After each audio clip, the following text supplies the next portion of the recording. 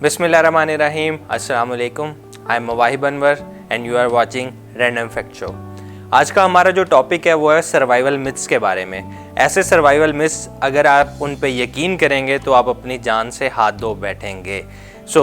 पहले मैं एक्सप्लेन करता जाऊं कि मिथ्स क्या होते हैं और सर्वाइवल स्किल्स क्या होते हैं। मिथ्स ऐसी कहानी को या ऐसे आइडिया को बोलते हैं जो कि आमतौर पे सच जाना जाता है, लेकिन उसके पीछे किसी किस्म की कोई लॉजिकल रीजनिंग या कोई सच्चाई नहीं होती। इस तरह के आइडियाज़ को हम मिथ्स बोलते हैं। और सर्वाइवल स्किल्स ऐसे स्किल्स जो जहाँ पे आपको अपनी जान बचानी पड़े, वो कोई नेचुरल डिज़ास्टर भी हो सकता है या कोई और सिचुएशन भी हो सकती है, जहाँ पे आपको अपनी जान बचाने के लिए जो स्किल्स यूज़ करने पड़ेंगे उन्हें हम सर्वाइवल स्किल्स बोलते हैं। तो जो सबसे पहला मिथ जो बहुत कॉमन है हमारी सोसाइटी के अंदर वो ये है कि अगर सांप आपको काट ले तो आप उसका जहर चूस के निकाल सकते हैं, जो कि टोटली रॉन्ग है, जो कि सिर्फ एक मिथ है। अगर एक जहरीला सांप आपको काटता है तो किसी भी सूरत में आप उसका जहर चूस के बाहर नहीं निकाल सकते। कुछ लोग कहते हैं कि वहाँ पे अगर कट लगा दिया जाए तो उसके बाद आप वहाँ से खून चूसेंगे तो जहर निकल जाएगा। ऐसा बिल्कुल भी नहीं होता। इन केस अगर किसी जहरीले सांप ने आपको काट लिया, the best thing you can do is to don't panic and be relax, क्योंकि जितना ज़्यादा पैनिक हो गए उतना ज़्यादा आपकी हार्ट बीट तेज़ होगी और खून जल्दी से आपके जिस्म के अंदर चल रहा होगा और जहर जल्दी फैलेगा। इन केस अगर सांप ने आपको काट लिया है तो जो चीज़ आपको करनी चाहिए वो ये कि आप आराम से ज़मीन पे लेट जाएं और रिलैक्स करें और कोशिश करें अपने आप को रिलैक्स रखने की, ताकि आपकी हार्ट बीट तेज़ ना हो। सांप को लेके बहुत सारे मिथ्स और भी हैं। कुछ ऐसे कि सांप जिस जगह पे काट ले वहाँ पे पानी से धोने से बेहतर हो जाता है या साबुन से धोने से। ऐसा कभी भी नहीं करना, क्योंकि जब भी अगर सांप ने आपको काट लिया और आप किसी हॉस्पिटल में जा रहे हैं तो पहली चीज़ जो आइडेंटिफाई की जाएगी वो ये कि किस किस्म के सांप ने आपको काटा है। तो कोशिश ये करनी चाहिए देखने की उस टाइम पे कि वो सांप की कौन सी ब्रीड थी जिसने आपको काटा था, और ताकि आप डॉक्टर को जल्द बता सकें और वो एंटी वेनम उसी सांप का लगा सके ताकि आप बच सकें। और सांप जहाँ पे काटे, एक और मिथ है कि वहाँ पे आपके बाजू या टांग जहाँ पे, वहाँ पे ज़ोर से कपड़ा बांध देना चाहिए और खून की सप्लाई को रोक देना चाहिए तो जहर जल्दी नहीं फैलेगा। अगेन ये एक गलत मिथ है। अगर आप ऐसा करेंगे और बहुत टाइम तक ऐसे ही कपड़ा बंधा रहेगा तो हो सकता है आप उस पार्ट से हाथ धो बैठें, क्योंकि वो पार्ट डेड हो जाएगा। दूसरा एक मिथ जो बहुत कॉमन है वो ये कि अगर आपके सामने बेर आ जाए या बेर ने आप पे अटैक किया, जिसे हम रीच कहते हैं, तो आप प्ले डेड करें, मुर्दा होने का नाटक करें, उसके सामने लेट जाएं तो वहाँ से रीच चला जाएगा। एक्चुअल में ऐसा बिल्कुल भी नहीं है। मे बी अगर ग्रिजली बेर होगा तो वो शायद आपको छोड़ दे, लेकिन अगर ये सेम एक्ट आप ब्लैक रीच या ब्लैक बेर के सामने कर रहे हैं तो आप अपनी जान से हाथ धो बैठेंगे, क्योंकि वो इस चीज़ का उन पर कोई असर नहीं पड़ने वाला। दूसरी चीज़, अगर रीच ने आप पे अटैक कर दिया तो आप दरख्त पे चढ़ जाएं। अगेन इससे आप बिल्कुल नहीं बच सकते, क्योंकि रीच जो होते हैं, जो ब्लैक बेयर्स होते हैं, उनके जो क्लॉज हैं वो काफ़ी स्ट्रॉन्ग होते हैं, वो आराम से दरख्त पे चढ़ सकते हैं। और ना ही आप भाग के रीच से बच सकते हैं, क्योंकि रीच 60 किलोमीटर पर आवर की स्पीड पे कॉन्स्टेंटली भाग सकते हैं, जो कि कोई भी इंसान इतना तेज़ नहीं भाग सकता। तो वो आपको पकड़ लेगा, चाहे आप पहाड़ पे चढ़ रहे हैं चाहे आप पहाड़ से उतर रहे हैं।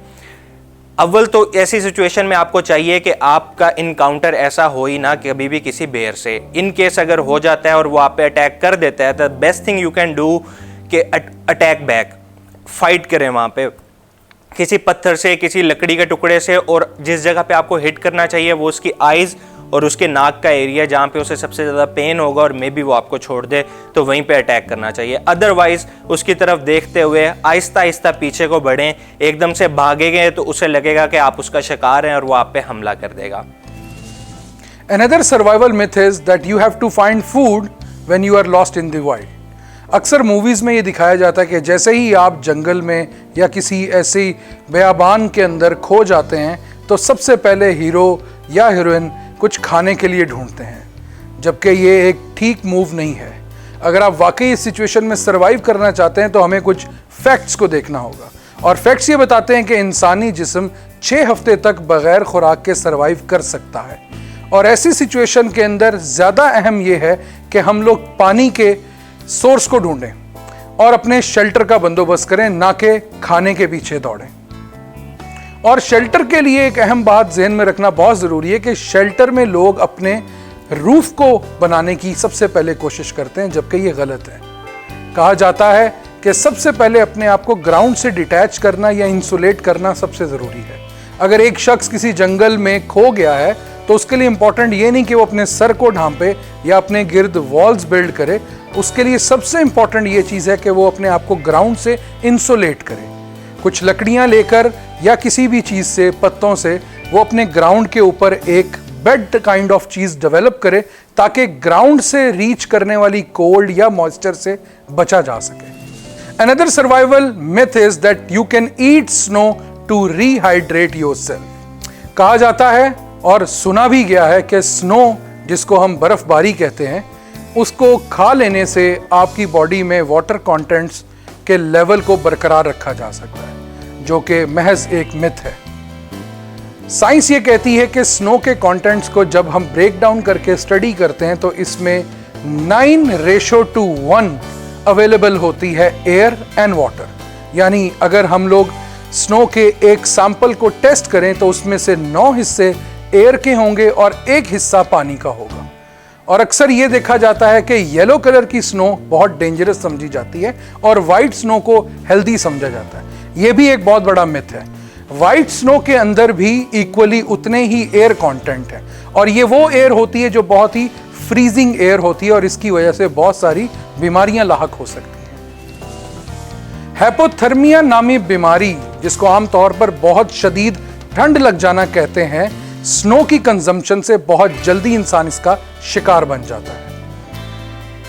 ऐसी सिचुएशन में कहा यह जाता है कि स्नो को पहले मेल्ट करें, जब उसमें से पानी हासिल हो उस पानी को आप यूज कर सकते हैं अपने आप को रिहाइड्रेट करने के लिए। एक और ऐसा सर्वाइवल मिथ जो कि आपने मूवीज़ में अक्सर देखा होगा, जो कि एक बहुत अच्छा मूवी सीन भी बनता है, जिसमें कोई इंसान इंतहाई डिहाइड्रेशन की हालत में कहीं फंसा हुआ मजबूर होकर अपना यूरिन पी के अपनी जान बचा रहा होता है। एक्चुअल में ऐसा बिल्कुल भी पॉसिबल नहीं है। इंसान का जो यूरिन है वो बहुत सारे सॉल्ट्स और बहुत सारे बैक्टीरियाज कैरी करता है और हमारी किडनी को एक स्पेसिफिक अमाउंट ऑफ वाटर चाहिए होता है इन सारी चीज़ों को हमारी बॉडी से निकालने के लिए।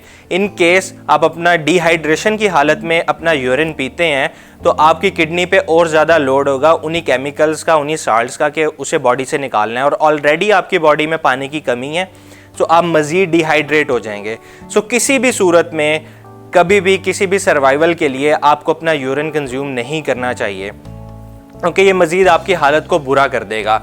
और दूसरी चीज़ जो समझी जाती है वो ये कि अगर आपको कहीं पे चोट लगी है तो उस पर यूरिन करने से वहाँ पे बैक्टीरिया नहीं फैलेगा या इन्फेक्शन नहीं होगा।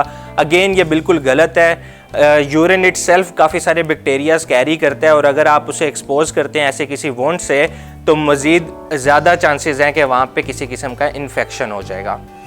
एक और मिथ जो कि समझा जाता है, जो कि अगेन बहुत सारे सर्वाइवल शोज़ जो हम टीवी पे देखते हैं उसमें दिखाया जाता है कि जी एक इंसान है जो कि जंगल में या वाइल्ड में कहीं पे फंस गया और वो जिंदा जानवरों को, कीड़ों को खा रहा है और सर्वाइव कर रहा है और कच्ची मछली खा रहा है और इस टाइप की चीज़ें हम देखते हैं। एक्चुअल में ये काफ़ी नुकसानदेह और काफ़ी ख़तरनाक है, स्पेशली अगर वहाँ पर बात है आपके सर्वाइवल की। पहले बात करते हैं हम सी फूड की। अब सी फूड जो है, जैसे मछलियाँ होगी या दूसरे सी फूड, इसके अंदर बहुत सारे वॉर्म्स और बैक्टीरियाज होते हैं और जब उसे कच्चा कंज्यूम किया जाएगा तो हो सकता है वो वॉर्म्स या वो बैक्टीरियाज आपकी बॉडी के साथ कंपेटेबल हों और वो आपकी बॉडी में इन्फेक्शन कर दें और जो इसका सडन जो इफेक्ट आएगा वो फूड पॉइजनिंग होगा। सेम है जैसे रॉ मीट खाने से उसके अंदर बहुत सारे बैक्टीरियाज होते हैं जो हमारी बॉडी के अंदर जाएंगे और हमें फूड पॉइजनिंग हो जाएगी। अब फूड पॉइजनिंग के क्या सिम्टम्स होते हैं कि आपको डायरिया हो जाता है, वॉमिटिंग होती है, हेडेक होता है, फीवर होता है। अब यहाँ पे बात हो रही है आपके सर्वाइवल की। ऑलरेडी आप भूख में हैं, प्यास में हैं और आप सर्वाइव करना चाह रहे हैं और इस तरह की हालत में आपके लिए इम्पॉसिबल हो जाएगा सर्वाइव करना अगर आपको फूड पॉइजनिंग हो जाएगी। इसलिए जो भी खाने हैं उसको हमें एक सर्टेन लेवल तक कुक करना होता है, तब जाके उसके अंदर से जितने भी बैक्टीरियाज होते हैं वो डेड होते हैं और वो खाने के काबिल होते हैं। Another survival myth is that you can eat anything that animal eats. मतलब जानवर जो चीज खा रहे हैं वो इंसान भी खाएगा तो उसे कुछ भी नहीं होगा, वो सरवाइव कर सकता है, जो कि एक गलत मिथ है। बहुत सारे ऐसे जानवर हैं जो वैसे ही सब्जियां और फल खाते हैं जो इंसान खाता है, लेकिन इसके साथ साथ वो ऐसी बहुत सारी चीज़ें भी खाते हैं जो इंसानों के लिए बहुत सारी डेंजरस हैं। मतलब बहुत सारी बेरीज की ऐसी नस्लें हैं, ऐसी किस्में हैं जो इंसानों के लिए इंतहाई पॉइजनस साबित हुई हैं, जिसमें से एक सेरेफेरिस्ट मशरूम्स हैं। आमतौर पर गुलहरियां मशरूम्स और नट्स खाती हैं। बहुत सारे वो नट्स इंसान भी खाते हैं और सेफ रहते हैं, लेकिन कुछ ऐसे मशरूम्स जो बहुत जहरीले मशरूम्स होते हैं वो इंसान के लिए मुज़र सेहत होते हैं, जबकि गुलहरियों के लिए वो बहुत ही फेवरेट फूड पाया गया है। एक और सर्वाइवल मिथ ये भी है कि अगर शार्क आप पर अटैक करती है तो आप उसके नोज पर जोर से पंच रसीद करें। ऐसा पॉसिबल नहीं है प्रैक्टिकली, क्योंकि जब आप पानी के अंदर होते हैं आप किसी भी चीज को जोर से हिट नहीं कर सकते। पानी की विस्कोसिटी आपकी फोर्स के अगेंस्ट अमल करती है और आपको कभी भी किसी चीज को जोर से स्ट्राइक करने ही नहीं देती।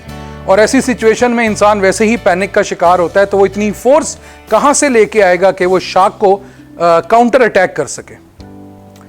तो इस सिचुएशन के अंदर सरवाइव करने के लिए एक्सपर्ट्स ने 2 टेक्निक्स बताई हैं।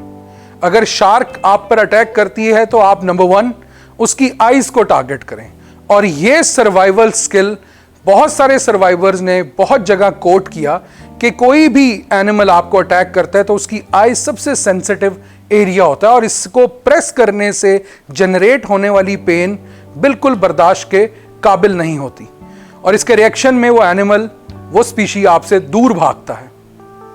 तो शार्क के केस में number 1 is that you can attack sharks eyes, और पानी के अंदर रहते हुए भी उसकी आईज को प्रेस करना पंच करने के मुकाबले में आसान है। और दूसरे नंबर पे वो ये कहते हैं कि शार्क्स के गिल्स को अटैक किया जाए, मतलब अपने हाथों से उसके गिल्स को ब्लॉक किया जाए या अपने हाथों को उसके गिल्स में इंसर्ट कर दिया जाए। इससे भी शार्क बहुत ज़्यादा पैनिक करती हैं। एक और इस सिचुएशन के अंदर बचने की तरकीब ये है कि आप किसी भी रुकावट के पीछे छुप जाएं ताकि शार्क्स आपके इर्द गिर्द सर्कल अराउंड ना कर सके। जब शार्क किसी भी शिकार के इर्द गिर्द सर्कल अराउंड करती है तो वो उसको 360 डिग्री से अपना निशाना बना सकती है। आप किसी ऑब्स्टेकल को अपने और शार्क के दरमियान ले आएं या किसी ऑब्स्टेकल के पीछे छुप जाएं तो आप सरवाइव कर सकते हैं। अब तक के लिए इतना ही, मिलते हैं एक और एक्साइटिंग एपिसोड में रैंडम फैक्ट शो के। हमें सोशल मीडिया चैनल्स पे फॉलो करना मत भूलिएगा। अब तक के लिए अल्लाह हाफिज।